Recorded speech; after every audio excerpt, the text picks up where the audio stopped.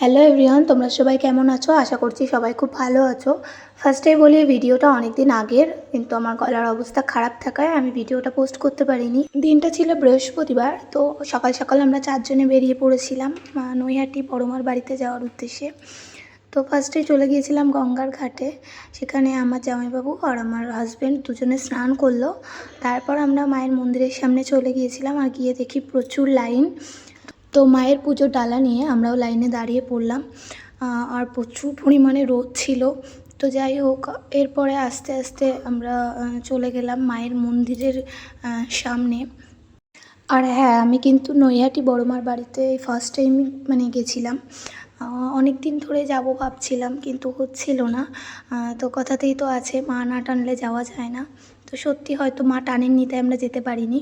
তো মায়ের মন্দিরে যখন আমরা ঢুকলাম, মায়ের মুখটা দেখে সত্যিই প্রাণটা জুড়িয়ে গেছিলো।